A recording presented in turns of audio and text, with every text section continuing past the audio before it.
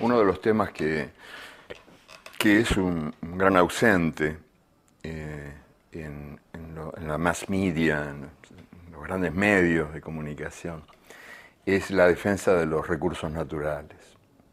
Cuando se habla de algún país que intenta defender sus recursos naturales, se habla con mucho desprecio, como gente prehistórica, que se opone a la modernidad, residuos como los dinosaurios de épocas pasadas, como si este acto de dignidad nacional, que es la defensa de los recursos naturales en cada país, fuera un acto despreciable y un signo de atraso y de ignorancia.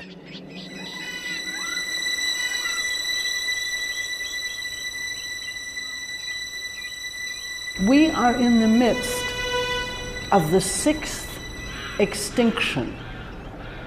We are losing species at a rate which is 100 to 1,000 times faster than they would disappear normally, what's called the background rate of extinction. And scientists don't really know if it's 100 times faster or 1,000 times faster, but certainly it's much faster than what should be the normal rate. And we are going over the cliff, because if we destroy too many species, we destroy ourselves. We cannot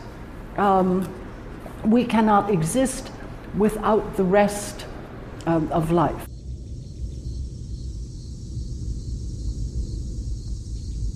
Extinction is always a normal process and has always been going on.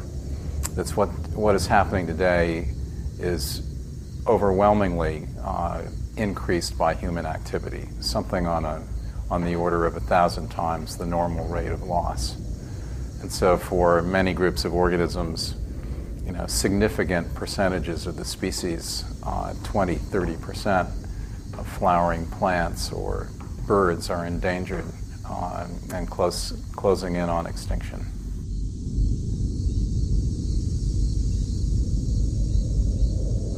Sí que puede ocurrir y hay riesgo de que ocurra, riesgo evidente, es que transformemos la Tierra en un planeta poco hospitalario para nuestra especie, que será muy hospitalario para otros, que a lo mejor son hongos o son bacterias, que dicen qué suerte tengo en este planeta que me han dejado, ¿no?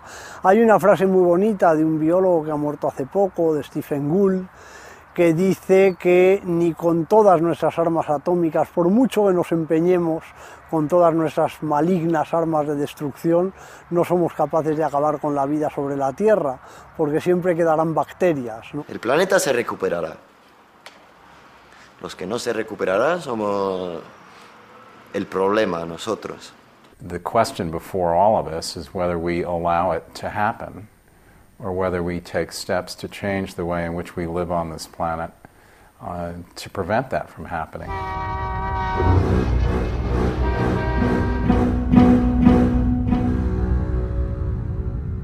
I don't think we've grasped the enormity of this. If we had, we'd be collectively organizing our species, and we'd be making an exit strategy out of oil into renewable energy and hydrogen in the next 25 years, instead of signing treaties that do too little too late.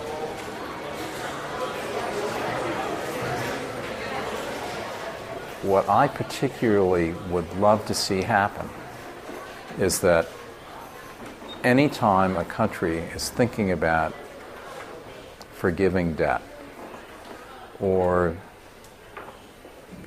the G8 are thinking about forgiving the debt of the poorest nations, anytime that kind of question is on the table, I think it is important to ask another question, which is, should we take part of that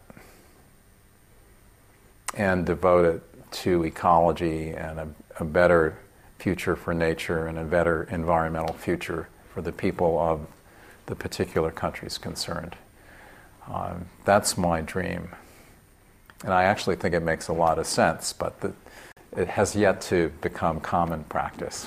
Yo creo que es cuestión de tiempo, dinero y dedicación.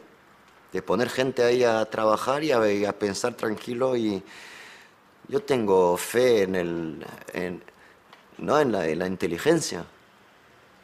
Pero claro, están todos trabajando para otras cosas. Para hacer armas, para inventar medicinas contra la depresión y tonterías que no sirven para nada. Bueno, que no sirven para nada. Y el problema energético va a ser vital. Y dependemos tanto de la energía ahora, que todo depende de esto ahora. I am an advocate of nuclear energy as a kind of medicine, a treatment for the problem that we are now facing. A lot of people are very frightened of nuclear energy, and that is why it is less popular than it should be. But I entreat them, I plead with them to think the dangers of the world heating up are far, far greater to them and to their children, and most of all their grandchildren, than any of the risks attaching to nuclear energy. Is this in the interests of the petroleum companies? Of course not. I leave the answer to you and to the audience.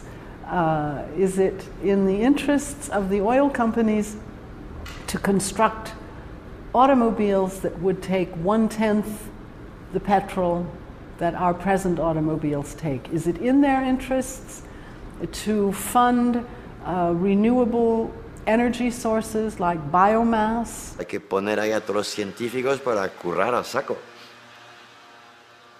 Porque está una energía plausible para todos y limpia, seguro que se encuentra. No, ahí sí que soy súper optimista. El hombre ha inventado ya genialidades, pero hay que dar la posibilidad y los medios. Pero claro, hasta qué punto la industria no está cagada de miedo con eso. Ma il cittadino occidentale, il cittadino in generale, insomma, non vuole problemi.